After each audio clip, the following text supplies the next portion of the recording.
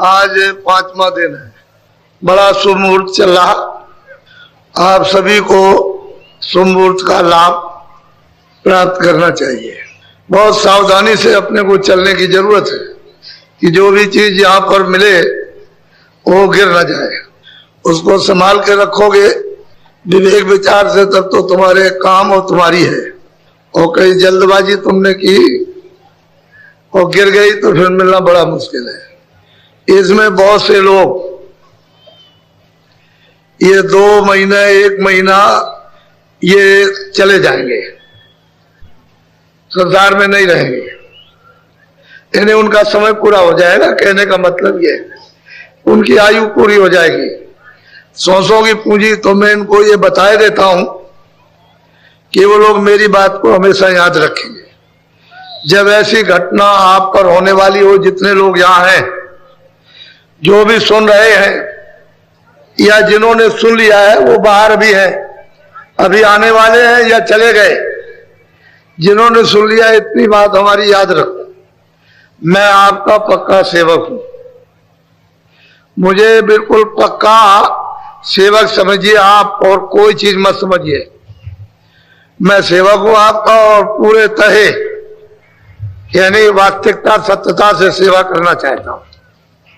तो जब ऐसा समय आ जाए, जाने का समय, तो आपके बाल बच्चे, आपके घर वाले, रिश्तेदार, ये वो, आप पहले तो सबको बुला लेना।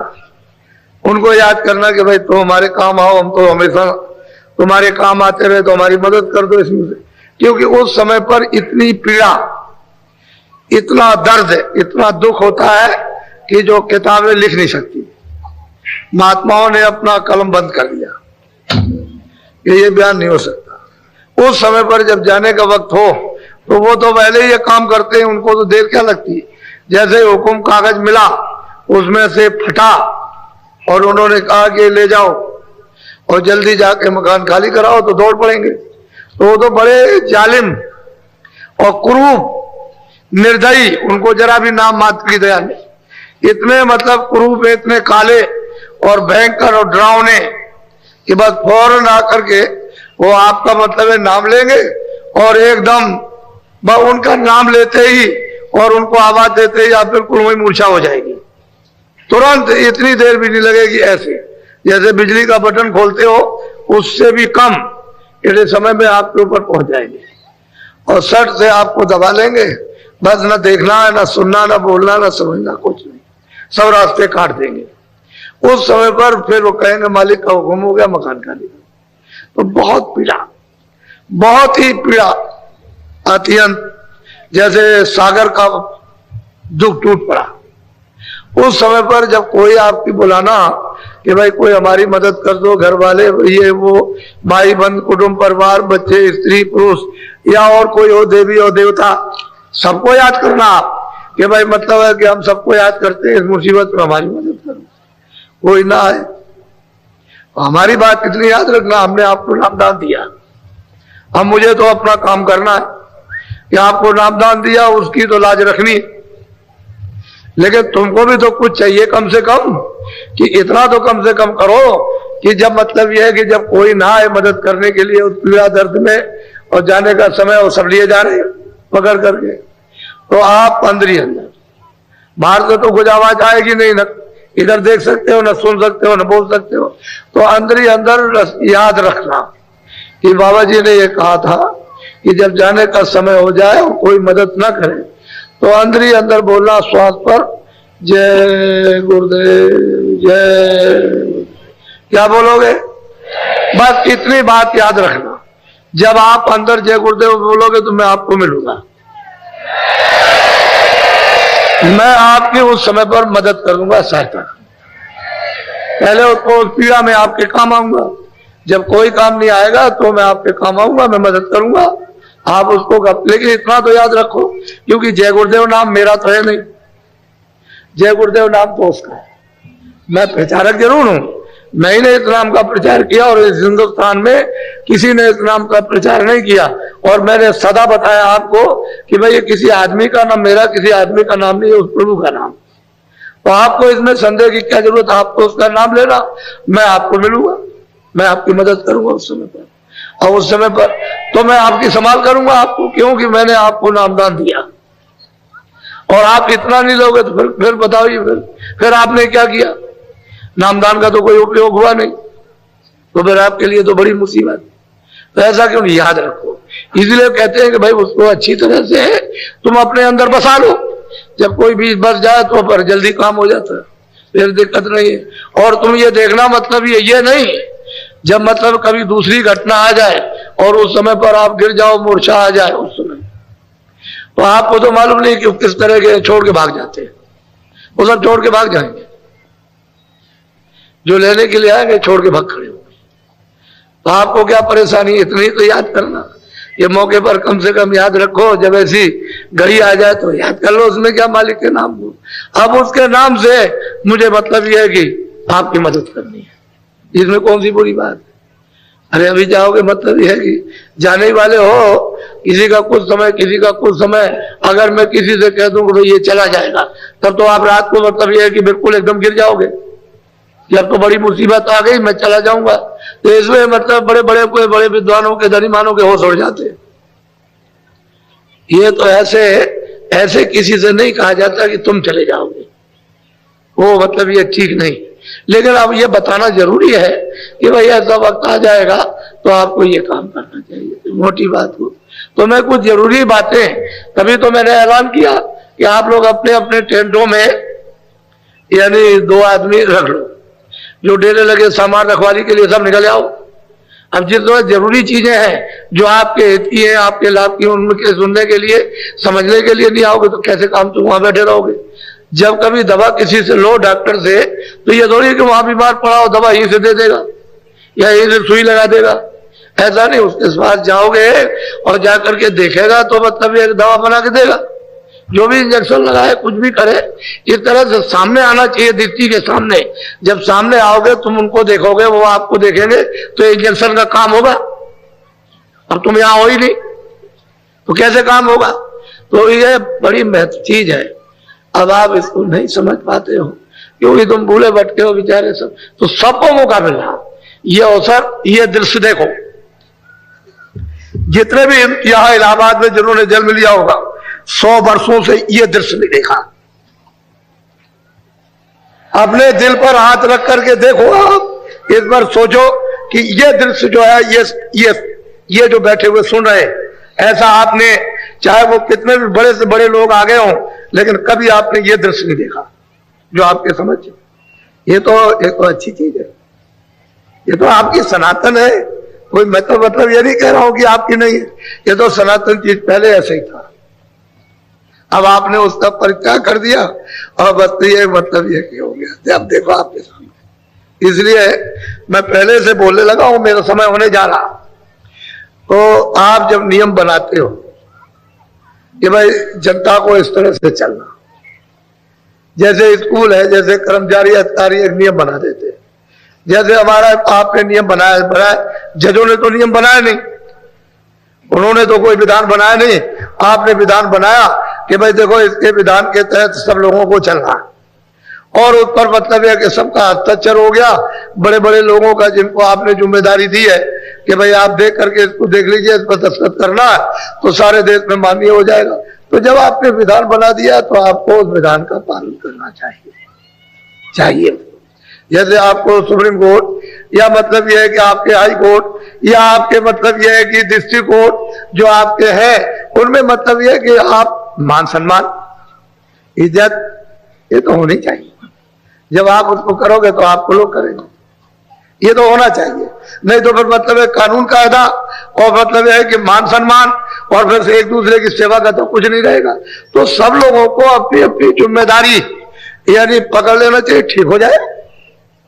जो ढांचा बिगड़ गया है वो ठीक हो जाएगा, लेकिन यह है कि थोड़ा सा विचार करोगे तो सहूलियत हो जाएगी, आसान हो जाएगा।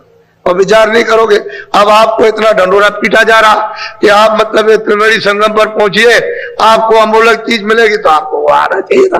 थोड़ा सा काम छोड़ दो, क्या तुम काम करोगे और क्या उससे सिद्ध हो गया, क्या आपको मिला है? थोड़ा सा रुक करके कम से कम तुम्हारी आत्मा का तो कल्याण हो। उसके लिए तो कुछ कम से कम टटोलो कि भाई हमको कोई कुछ मिल जाए, हमको आत्म कल्याण के लिए कुछ धन कुछ रास्ता हमको मिले जो हम इसकी बचत कर सके। तो भी कुछ नहीं। इससे ये पता चलता है कि तुम्हारे ऊपर में यानी कुकर्मों का अंबार लदा हुआ, तुम्हारी बुद्धि साथ नहीं देती, न चित्त साथ देता, न मन साथ देता, न इंद्रिय साथ देती है। तो फिर तो खंदक में चले जाओगे आप, फिर बचोगे कैसे? तो सब जगह पर अगर हम लोग वास्तव में उस नियम का पालन करें तो सब व्यवस्था ठीक है। अब इतने आदमी आए नहीं, अब इनको अगर ये शिक्षा न दे तो बताइए फिर हम क्या है, हम क्या कर सकते हैं? तो शिक्षा इनको जब अच्छी मिलेगी तभी तो ऐसा होगा। इसलिए सब चीजें बहुत गंभीरता से अपने को सोचना है, विचार करना, और फिर उसका थोड़ा बहुत आप इस्तेमाल करो, यानी व्यवहार में लाओ तो फिर ठीक हो जाए सब। आज देश के अंदर में चारों तरफ मतलब एक कोहराम मचा हुआ है, घर से लेकर के बाहर तक, अपनी स्त्री से लेकर बच्चों से लेकर पति पत्नी से लेकर के अड़ोस पड़ोस में भाई बंधुओं से लेकर के तूफान मचा। अब इसके लिए सुधार के लिए तो आपका जनजीवन तो बिल्कुल अस्त व्यस्त हो गया और शांति का कोई नाम निशान नहीं। क्या होगा क्या नहीं, क्या होगा क्या नहीं होगा? अरे भाई धीरे से रास्ता ढूंढ लो, कहीं ना कहीं रास्ता मिल ही जाएगा, और फिर उस तरह से चल पड़ोगे तो जीवन का क्या पलटा खा जाएगा। इसी जीवन को बदल देते, घड़ियों में बदलो, दिन में बदल लो, महीने में, वर्ष में बदलो, बदल जाएगा। तो आप हमको देखिए, हम दिन भर लगे रहते हैं, देखा हर बात इनकी सुनते हैं। ये पूछिए आप जितने आदमी आए हुए इनसे पूछिए कि बाबा जी आपसे मिले तो सब आपको बताएंगे कि बाबा जी सबसे मिलते, तुमसे कोई छुआछूत करते, तुमको अमीर गरीब समझते हैं, आप खुद देखो कि बाबा जी किसी को अमीर किसी को गरीब या किसी को भेदभाव रखते हो। हमारे यहां तो कभी ना हुआ ना होगा। ये देखिए, तो आपको ये सब चीजें अनुभव में उतारनी चाहिए। वैसे मैं भी आपकी तरह से एक हार मात में रहने वाला एक मनुष्य हूं। जैसे आप थक जाते हो वैसे मैं भी सकता हूँ, इतनी मेहनत करते हो, ये सब पैर सूझ गए, लेकिन उसके बावजूद भी हम मतलब ये बराबर लगे हुए काम, यानी हमारे पैर सूझ गए। आप देखो इतनी मतलब मार पड़ती है तो ऐसे ऐसे करके मारा जाएगा तो मर जाएगा, खत्म हो जाएगा, ये हालत रहती है। कोई ऐसे नोचना, यानी ऐसे नोचता है ऐसे करके, तो एक तरह से तो नाखून लगे हुए खून निकल जाता है, धोती खराब हो जाती है। तो अब यह है कि सेवा तो सेवा ही है, सेवा में तो सब कष्ट उठाया जाता है। एक तो ये भौतिक, ये शरीर जिसमें जीवात्मा रहती रो रही, मन है, बुद्धि है, चित्त है, ये दुखी, ये फिर आत्मा बिचारी विलाप कर रही कि हमको तो कोई रास्ता मनुष्य शरीर पा करके दिया नहीं, और हम कमजोर हैं, हम शक्तिहीन हो गए, हम कुछ कर नहीं सकते हैं इस मन और बुद्धि चित्त और इंद्रियों के जाल में। तो हमको कोई सहारा मिला तो कुछ हो, इसको कोई सहारा मिलता नहीं, और आप कोई सहारा देते नहीं हो। तो ये बात है। तो आपसे ये निवेदन प्रार्थना अपील की गई कि आप एक दो दिन कम से कम आकर के इलाहाबाद वासी, नहीं तो ये चर्चा रहेगी, ये तो ऐसी नहीं है कि लोप हो जाएगी, ये तो बराबर रहेगी। हम तो ऐसा अड्डा कहीं और जगह भी जंगल में लगा देंगे, हमारे लिए क्या, हमारे लिए तो बहुत सुलभ है। इसलिए आप लोग सब इसका उपयोग फायदा उठाओ सबके। अब हमारा समय हो गया, एक पहले प्रार्थना कर लूँ, क्योंकि ये देश तो आपका है नहीं, जो आपका देश है उसको तो आप छोड़ चुके हो। आपके देश में जहां से आए हो, जो आपका देश है, जो सुख का और जो सागर का, उसमें तो ये सूरज गर्मी वाला है, न ये जाड़े वाली रात है, न ये दिन और न रात है अंधेरे की, न ये दफ्तर है, न दुकानें है, न कोई मजबूत करता है और न किसी को कोई धोखा देता है, ये शरीर ही नहीं, पंचभौतिक। ऐसा तुम्हारा निर्मल अखंड अमृत का महासागर, उसको छोड़कर के परदेश में। अब ये बताइए कि वो अमृत पीते थे तो यह मिट्टी भी नहीं मिल रही, कैसे आप संतुष्ट होंगे और कैसे आपको आनंद यहां मिल जाएगा? तो ये खुश्क जमीन में, ये सब खुश्क जमीन है, इसमें कहीं नाम निशान को नहीं, बस उसकी वो ठंडक है, वो धार टुकी हुई है, उसकी ठंडक आ रही है, बस उतना ही क्षणिक इंद्रियों के द्वारा आपको आनंद का अनुभव महसूस होता है। आनंद नहीं है, हम बिल्कुल चिल्ला रहे कि आनंद नहीं है, ठंडक आ रही है, उसी को आनंद आप समझते हो। आनंद यहाँ कहां से आया? और इतने दिन हो गए दौड़ते दौड़ते, तो मतलब थक गए, अब कुछ नहीं, अब अंदर जलने लगे। पहले तो बाहर थे, अब अंदर, तो अंदर में तो आप थक गए, तो कुछ नहीं होगा। तो एक प्रार्थना करो, सतगुरु सतनाम तुमको लाखों प्रणाम। बच्चे और बच्चियों, जो भी ऋषि मुनि योगी अवतारी शक्तियां पीर पैगंबर जो भी आए, उन्होंने सब ने आगे मुर्शिद को गुरु को रखा। एक कदम भी बगैर गुरु के नहीं चल सके, बगैर मुर्शिद के नहीं जा। जब उनका ये इतिहास है तो आप क्यों उसको छोड़ते हो? उसको पकड़ लेना चाहिए। इस देश में तो उन्हीं महान आत्माओं की जरूरत है, लेकिन महान आत्मा न मिले तो आप क्या कर सकते हो? उसके लिए गोस्वामी जी ने महाराज ने कहा, अंधा गुरु और बहरा चेला और हो नरक में ठेलम ठेला। गुरु सिख अंधे बधिर का लेखा, एक नहीं सुने एक नहीं देखा। हर शिष्ट जन शोक ना रही, सो गुरु घोर नरक में पड़े। अब वो बात तो कभी मिथ्या नहीं हो सकती, वो तो सत्य है, यानी अटल वचन है।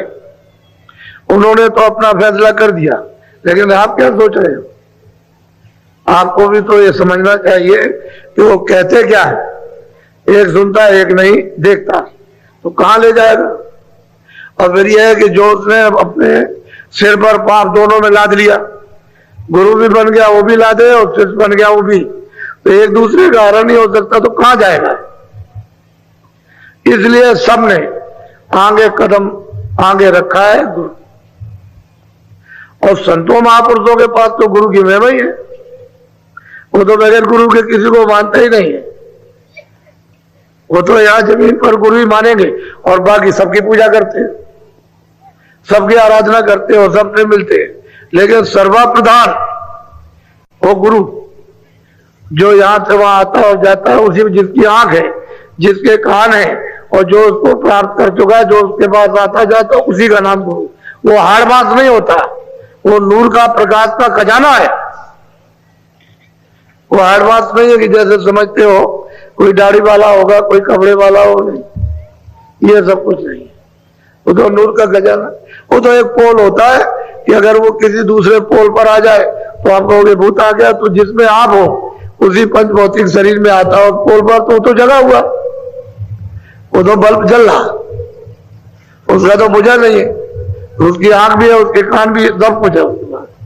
तो ऐसा अगर मिल जाएगा तब तो बाहर आपका उतार लेगा और आपको रास्ता दिखा देगा। बाहर भी उतारेगा, रास्ता भी बताएगा, और फिर आंख भी खोलेगा, कान भी खोलेगा, और फिर उसको पकड़ाएगा और चढ़ाएगा भी, सब मदद करेगा। लेकिन अब यह है कि जो लिखा हुआ उसी को आप नहीं समझ सकते हो, उसी की खोज नहीं कर सकते हो, तो बाकी जो चढ़ाई में जो उन्होंने उधर जाकर के देखा वो आपको कैसे मालूम होगा? कुछ करोगे तो जिन लोगों ने किया महापुरुषों के निकट रह करके और उनको सब कुछ समझा, तो उनकी कृपा और दया होगी, उनको मिला। इसलिए आप लोग कोई शंका कभी मत हो, जो सत्य है वो सत्य है, उसमें कुछ हेर फेर नहीं होता। हम आपको वो सत्संग इन 10 दिनों में दे देंगे कि आपका मतलब ये कि मस्तक खुल जाएगा, बुद्धि का उपयोग हो जाएगा। इसलिए और इसकी छानबीन अच्छी तरह से करो कि सब जीवों के हित में है कि किसी विशेष के, सब जीवों, जितने भी मानव शरीर में, ये इंसानी जिस्म में जितने भी रूहे जीवात्मा सबके लिए, इसी एक के लिए नहीं। तो ये नहीं कोई कह सकता है कि भाई मेरे साथ कोई भेदभाव और घृणा का कुछ अंश रखा, घृणा का या कोई अंश, उससे कुछ नहीं। जैसे जब नहाने जाते हो आप, तो वो थोड़ी कहता है कि तुम बड़े पापी हो चढ़ा लो। ऐसे ही महात्माओं के यहाँ महापुरुष जाते हो कुछ नहीं कहते, वो तो समुद्र के समान है, कोई ना हो। लेकिन तुम नहा करके अपना धोतो डालो कम से कम, वो धोते नहीं होते। इसलिए आप एक एक बात को आप अच्छी तरह से परखो, सुनो और समझने की कोशिश करो, और फिर जब थोड़ी बहुत समझ में आ जाए तो फिर कहोगे हम चलना चाहते हैं तो चलो।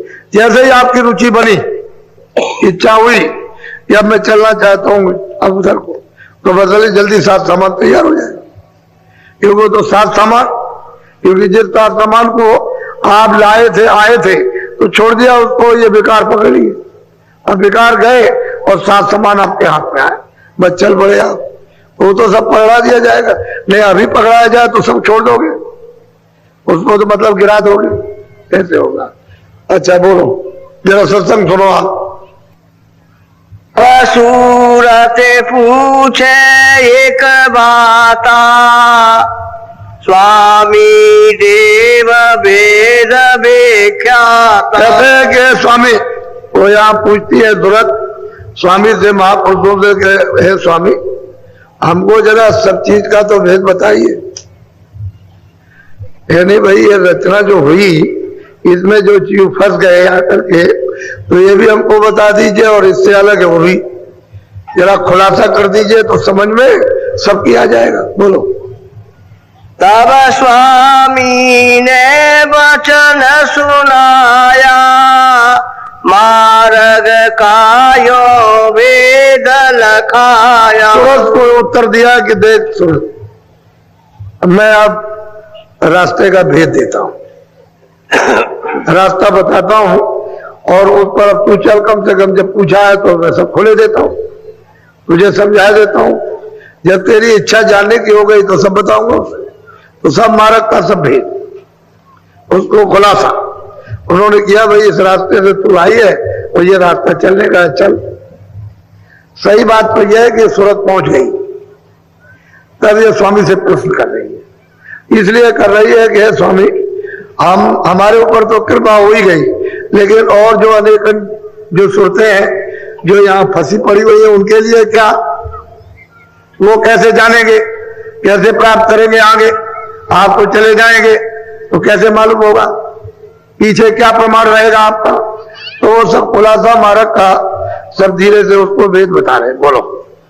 पांच नाम का सुमिरन करो, श्याम से तमें सूरत। अब उन्होंने कहा कि देख सूरत, पांच नाम का सुमिरन, और श्याम तेज अंदर में जो सूरत, जो जीवात्मा जो दोनों आंखों के मध्य में बैठी है, कहते हैं कि यही ये दरवाजा है, तू जरा सा अपनी आंख उघाड़ कर, यानी सामने ऊपर की तरफ देख तो तुझे द्वार में जाएगा। द्वार कहते हैं कि गेट, दरवाजा, उसको द्वार कहते हैं। ये वो मिल जाएगा तो कहते हैं भाई श्याम, और श्वेत बीच में सफेदी है, चारों तरफ श्याम है। फिर कभी श्याम हो जाएगा बीच में, चारों तरफ सफेदी हो जाएगी। कहते हैं श्याम श्वेत में तू अपनी दृष्टि को जमा करके रख, हिले डुले नहीं। पांच नाम का स्मरण करो, श्याम श्वेत में प्रथम सूरत धरो, एकाग्र करो, यानी कंसंट्रेशन करो। अंदर तो तेरे आंख है ही, उसको तो लेकर के तू बैठी हुई है, तो जरा सा तू ऊपर की तरफ देख, तेरी आंख खुल जाएगी। बोलो। प्रथम सुनो गगन में बाजा, घंटा शंख छाती। अब महापुरुष कहते हैं सूरत से कि देख, जैसे ही तू मैं श्याम तेज में अपनी सूरत को जोड़ा, और जैसे ही तेरे सामने वो सूरत आई, तो कहते हैं गगन में बाजा सुनाई देगा, गाने सुनाई देंगे, बाजे सुनाई देंगे। अद्भुत ऐसे बाजे और गाने यहाँ कहीं है नहीं, क्योंकि स्वर्ग और बैकुंठ में तो सदा गाना होता रहता है, वहां तो बीड़ा हमेशा बजता रहता है, नृत्य होता रहता है, वहां तो इस तरह का नहीं। तो कहते हैं गगन में, आकाश में, उधर तो ये देव शरीर तो उधर ही है, उस तरफ में इसकी जमीन है, तो वहां से ये गाने को तो प्रथम जब श्याम खेत में तो अपनी दृष्टि को एकाग्र करेगी तो पहले ही शुरू में गगन में बाजे सुनाई देंगे। कहते हो बाजे कैसे, वो बता रहे किस तरह के सुनाई देंगे। बोलो। सहस कमल दल ज्योति लखाई, बांकनाल में जाई समाई। कहते हैं कि सहस दल कमल वो स्थान है जिस पर निरंजन भगवान ईश्वर बैठे हुए। कहते हैं कि सामने जब वो गगन में बाजे जब सुनाई देंगे और बाजे को तू पकड़ लेगी तो वो घंटा संग बज रहा, साफ बिल्कुल स्पष्ट सुनाई देता है, कोई इधर नहीं, और तीनों लोगों में बज रहा है। इसलिए तो इसमें तो बहुत से लोग बैठे जो घंटा संग सुनते रहते, लेकिन अब वो आपने कुछ नहीं कह सकते क्योंकि आप हो जाएगा। अभी कुछ नहीं कह सकते, जब तक साधक है तब तक वो कुछ नहीं बताएंगे, सिद्ध हो जाएगा तो कुछ भी कह देंगे, फिर वो बंद नहीं होगा। तो साधक में तो बंद हो जाएगा लेकिन सिद्धि में बंद नहीं होगा, फिर बंद नहीं होता। इसलिए साधक है, अगर इन्होंने किसी से कुछ कह दिया तो बंद कर देगा, नाराज हो जाएगा। इसलिए ये तो कुछ कह नहीं सकते। अगर ये सुनते नहीं तो यहां इस मैदान में आते, कोई बात तो जरूर है, कोई ऐसा राज, ऐसा रहस्य, कोई ऐसी बड़ी चीज है जो मतलब ये कि इस समय पर देखो ये तो कहते हैं प्रथम घंटा संग। जैसे ही तुम सुनोगे उसको घंटे संग की आवाज को, शहद कवल में कहते हैं ज्योत जल रही, जगमग जगमग जगमग, और कितनी सुंदर ज्योत है। बड़े बड़े ऋषि मुनि योगी तपस्वी कहते हैं उस पर कुर्बान हो गए, ऐसी वो सुंदर है। वो छोटा मोटा सुंदर रूप नहीं है, कितने वहां गलतान हो गए, आगे जाने की इच्छा खत्म हो गई उनकी, उधर जा नहीं सकते हैं, ऐसी मोहनी मूर्त है। तो कहते हैं शहद दल कमल। गोस्वामी महाराज उसी को रामायण में कहते हैं कि मुंदेव नैन तुलसित में भयो पुन चितवत कौशलपुर गए। कहते हैं वो कौशलाधीश शहद दल कमल में, वो मतलब यह है कि ईश्वर निरंजन भगवान खुदा घाट बैठे हुए, मैंने उनको देखा, मुझे दिखाई दिए, तो कहते हैं प्रसन्न हो गए, खुश हो गए। जब खुश हो गए, प्रसन्न हो गए, तो उन्होंने रास्ता दे दिया, क्योंकि जब तक ये रास्ता देंगे नहीं तब तक उधर नहीं जा सकता कोई। रास्ता तो उधर से आने का, इधर से उधर जाने का, दूसरा कोई रास्ता नहीं है कि आप मंडल को कहीं क्रॉस करके चले जाओ उधर, वो वही में से होकर के रास्ता। तो जब उन्होंने देखा तो खुश हो गए और ये कहा कि अच्छा तुम चले जाओ।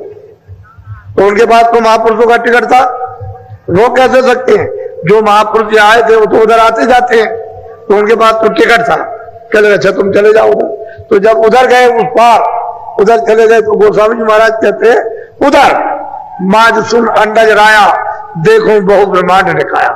कहते हैं बहुत उधर तो अंड की रचना और बहुत से ब्रह्मांड हमने अपनी आंख से उधर जाकर के ये हमने सब कुछ देखा।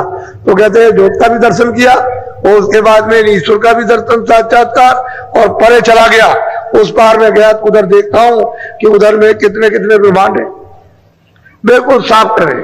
महापुरुष भी कहते हैं यही बात कि भाई तुम ऐसा करो कि जिस तरह से मतलब प्रथम सुनो गगन में बाजा, घंटा नाद सुन साजा, घंटे और संग की आवाज को पकड़ करके साध लो, यानी उसको ऐसा पकड़ो कि उसमें रम जाओ, ले हो जाओ। बस जैसे ले होगे फट खींच लेगी, वो तो सूरत को फौरन खींचती है, यानी इस तरह से सरासर जाएगी कि कितने मतलब 1000 मील पार किए क्या पता चलेगा, सट से जाएगी, उधर से खींचती है, सीधे शरीर से अलग हो जाती है। जैसे मृत्यु के वक्त में जीवात्मा इससे अलग होती है, वैसे ही साधक जब साधना करता है तो इससे अलग हो जाती है, वो अलग होकर के जाती है, उसको देखती है। तो कहते हैं प्रथम सुनो गगन में बाजा, घंटा संग नाद सुन साजा, इसको साध लो अच्छी तरह से, पकड़ लो इसी तरह से, तो आगे मतलब है ज्योत चल रही।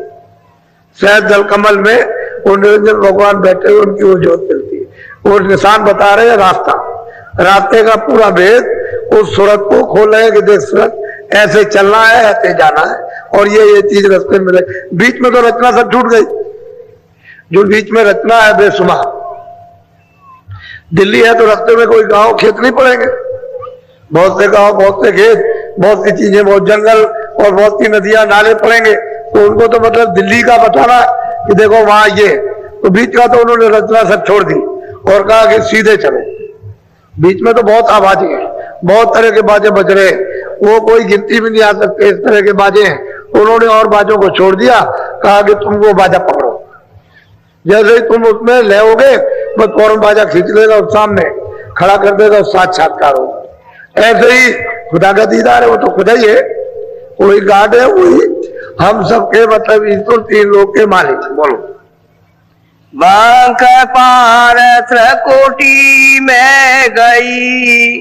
कहते हैं कि पंगनाल टेढ़े रास्ते को पार करके नीची ऊंची घाटी और ऊपर त्रिकुटी स्थान पर पहुंची, वहां वो विराजमान है। उन्हीं को ब्रह्म कहते हैं। मुसलमान अपने शब्दों से उनको खुदा कहते हैं, रब कहते हैं। वो मतलब ये है, कहते हैं कि जब उसकी धुन ली, उसकी पगड़ी, तो ऊपर से भी धुन आ रही है। जैसे ही उसकी धुन सुनी कि बादलों की गरज हो रही, घन घमंड है, नवगज घन घोरा, प्रियाहीन पद्मन मोरा, यानी बहुत तेज घमंड गर्जन हो रही है, घना घोर।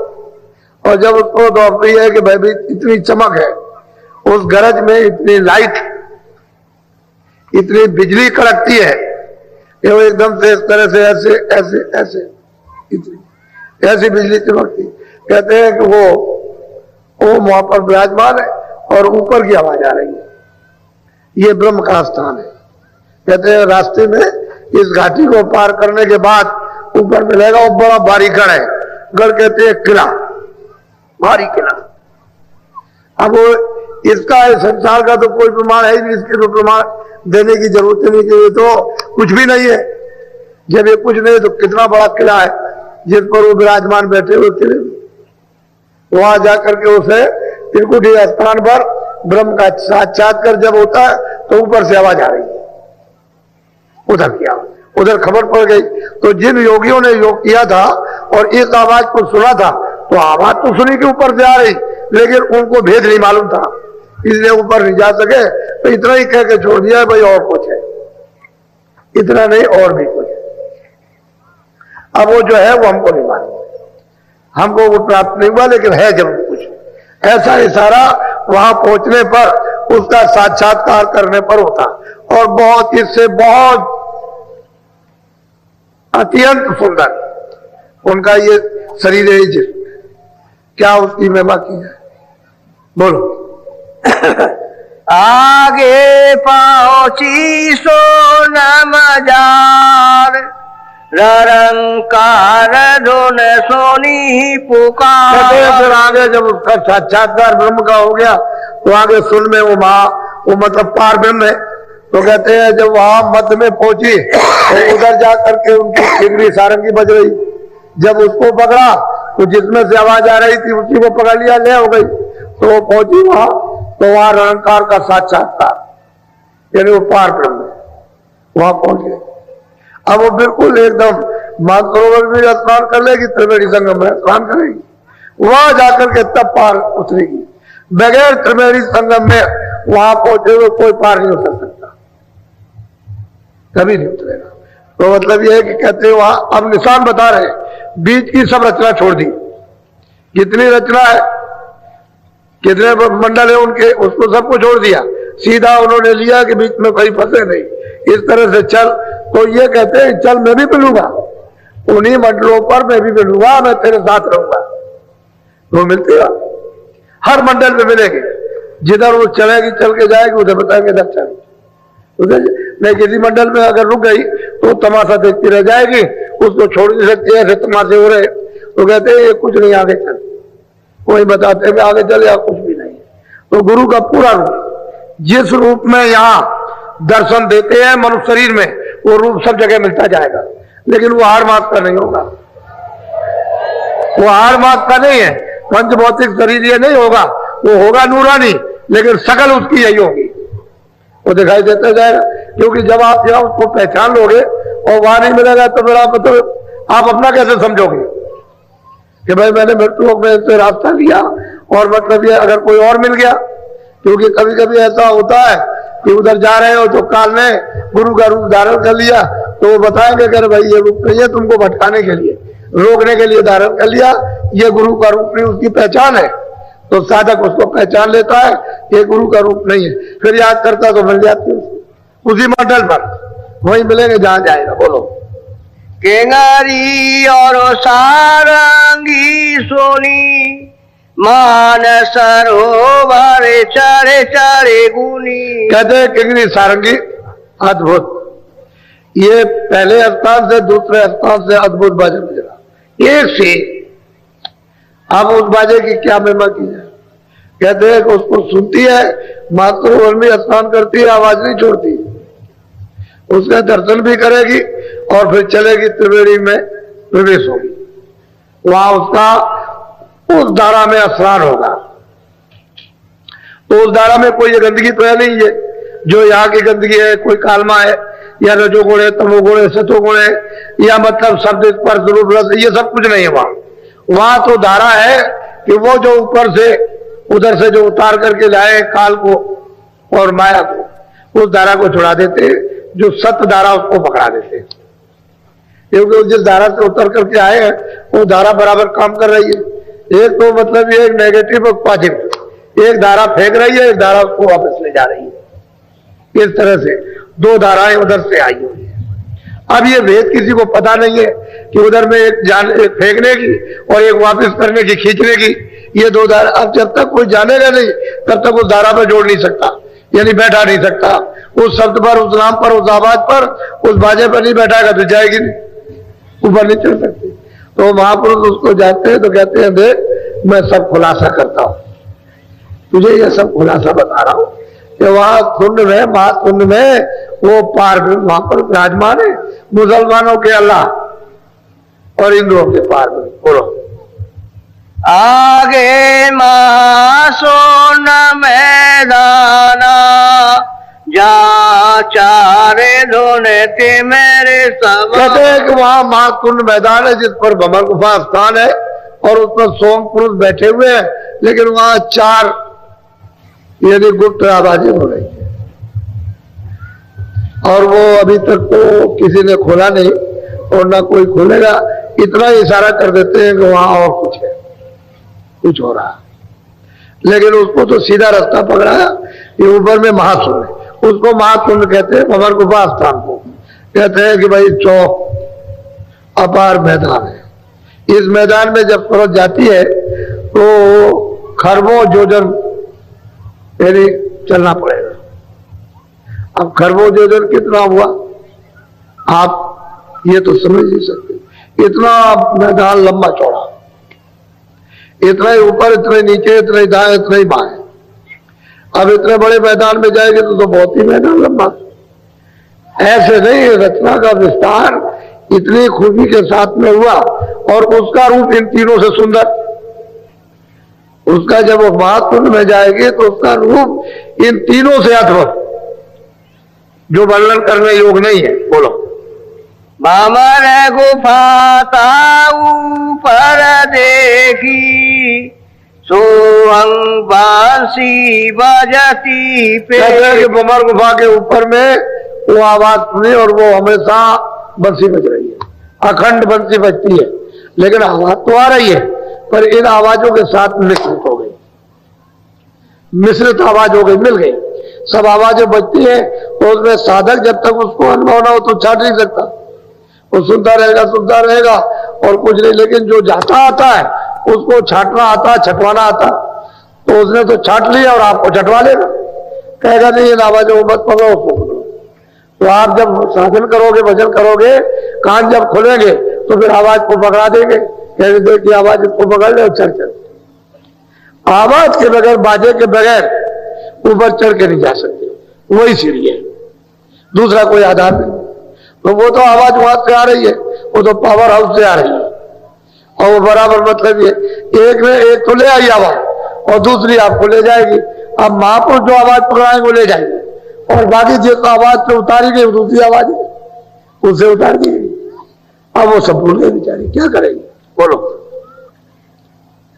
ताके परे दाम सतनामा बीन बजे सतलो। उन्होंने खुलासा किया कि इस भंवर गुफा के परे जो सोम पुरुष है उनके परे सद्धाम है वहां पर, और वहां अखंड बीन समूचे। मतलब यह है कि उसमें बस वही हो रही, बाकी वो कुछ समूचे।